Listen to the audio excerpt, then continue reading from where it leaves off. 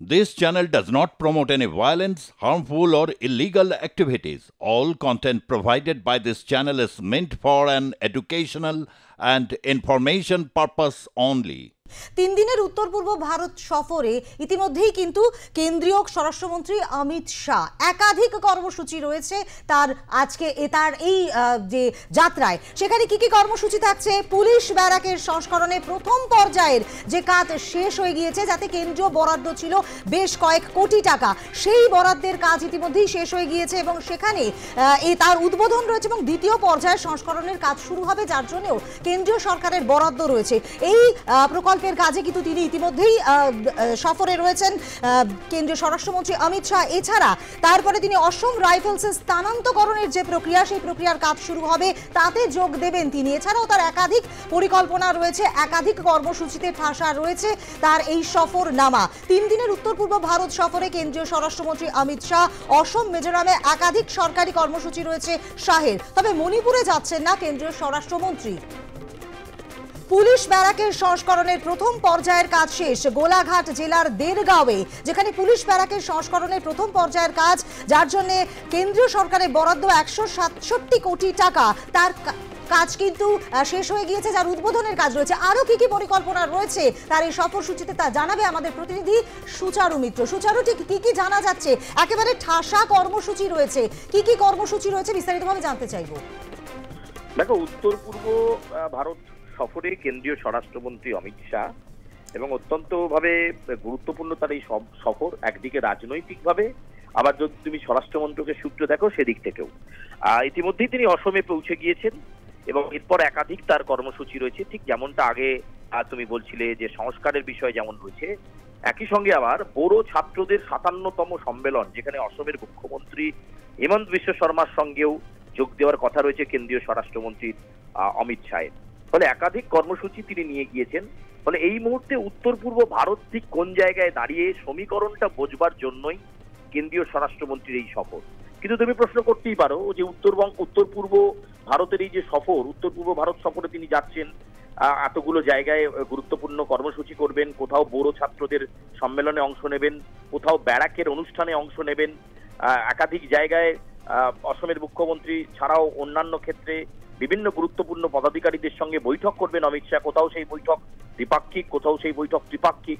কিন্তু এর মাঝে সবচেয়ে বড় প্রশ্ন, উত্তর পূর্ব ভারত সফরে তিনি বেরিয়ে পড়লেন এবং বেশ কয়েকদিনের সফর, অথচ সেই তালিকায় মণিপুর নেই।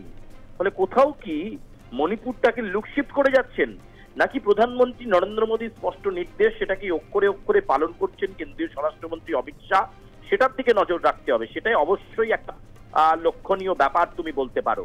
এবং আজকে যে পরিস্থিতি, যে চিত্র এই মুহূর্তে দেখা যাচ্ছে, যে অমিত শাহ কিন্তু তার তালিকাতে এই মণিপুরকে রাখেননি, অথচ এই মণিপুর বারে বারে উত্তাল হতে দেখা গেছে এবং অত্যন্ত বিজেপিকে বেগ পেতে হয়েছে এই মণিপুরে বিভিন্ন ক্ষেত্রে। ফলে সেই মণিপুরকে এবার উত্তর পূর্ব ভারত সফরের সময় তালিকাতে রাখলেনই না। ফলে সেখানকার একটা সামগ্রিক উন্নয়নের বিষয় রয়েছে, সামগ্রিক পরিকাঠামোগত বিষয় রয়েছে, স্বরাষ্ট্র ক্ষেত্রেও বিভিন্ন বিষয় রয়েছে। কিন্তু সেই ইস্যুটাকে কেন তিনি ছেড়ে দিলেন, মণিপুরকে বাদ দিয়ে তার এই উত্তর পূর্ব ভারত সফর সূচি, এটা নিয়ে কিন্তু বিশ্লেষকরা ব্যাখ্যা করতে শুরু করেছেন, সমালোচকরা সমালোচনা করতে শুরু করেছেন।